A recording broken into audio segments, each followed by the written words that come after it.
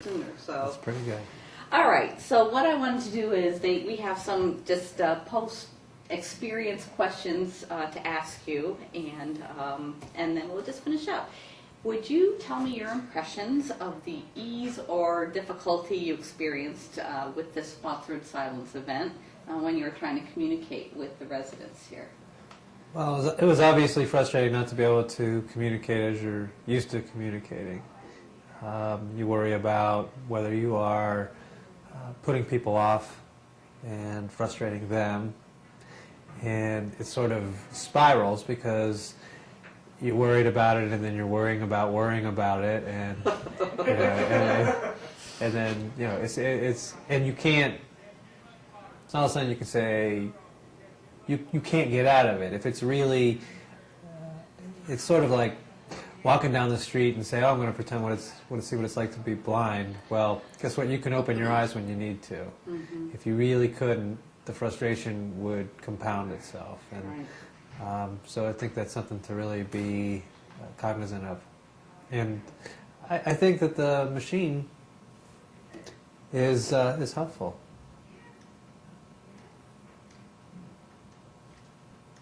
Okay.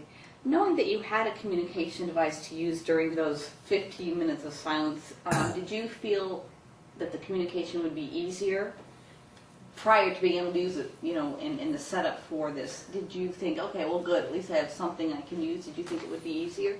Well, it's certainly easy. If I wasn't allowed to gesture and I'm not allowed to talk, there is no other way. I mean, you need something.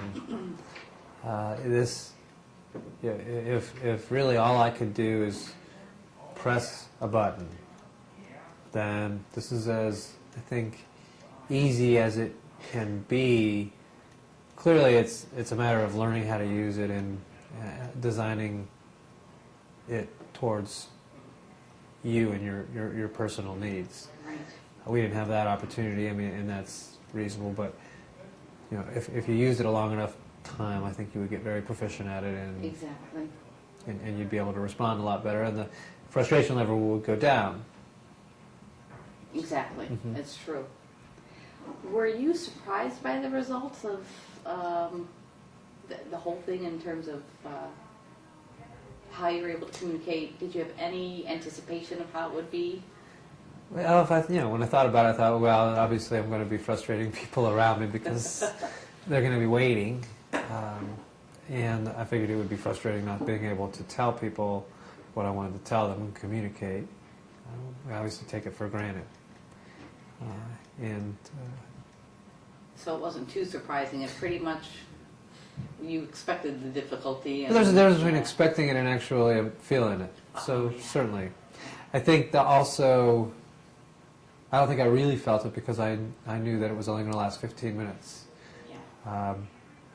So I think you can only scratch the surface, and I think you can only so you can't empathize completely, but I think you can get to the point where you know it's tough, and you sort of know what direction that difficulty is going. Right. I don't know how else to put that. Right. If you could have done something different in the preparation of the communication device, what would it have been? Probably would have liked to have had more time with it to be able to use it a little bit better than I was able to use it. Mm-hmm. Be able to learn a little bit about how to program it more towards me, answer some of those questions, and so that I could share more information or ask certain questions. Mm-hmm. Prior to this experience, had you ever thought about the challenges that people with limited communication have? Sure, it's my job. I mean, we have people coming all the time with different difficulties, and I'm a problem solver. So this is I wouldn't say typical of a day, but I end up going to a lot of daycare centers and hospitals and working with people who need help and trying to find ways to help them. Mm-hmm. It's kind of part of the job. Do you feel that your involvement in this project or this event with us has been a positive one? And if so, in what way? I got to meet a lot of nice people, and I got to experience a little bit so that I can empathize a little bit more with people who need my help.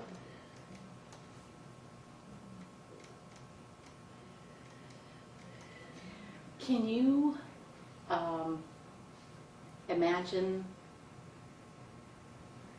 how your life would be if something happened to you that somehow limited your ability to communicate, even to the point where it may not be that you can't speak at all, but especially given this experience, how your life would be impacted if something happened to you that limited your ability to communicate, whether it be a hearing problem, a speech problem, an understanding problem? Well, certainly. I mean, you always got to thank God that, you know, for what you have. But I like to think that, you know, whatever obstacles and challenges came up, I would be able to overcome them. But it would make life more difficult. There's no doubt about that. And it would be frustrating, and you would ask the questions of why you and why me, and you know, go through a lot of pain and loss. Yeah. You definitely do go through like a grieving process of sorts to Sure. lose that. I mean, certainly it affects people, what vocation they can follow, and even their personal, professional interactions and so forth.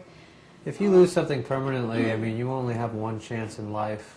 I mean, you're going to live, and then you're going to die, and you know, the person who goes blind or the person who loses hearing, to know that you're never going to get that back, and that's never, is something that's, I think, tough to handle, or would be tough to handle.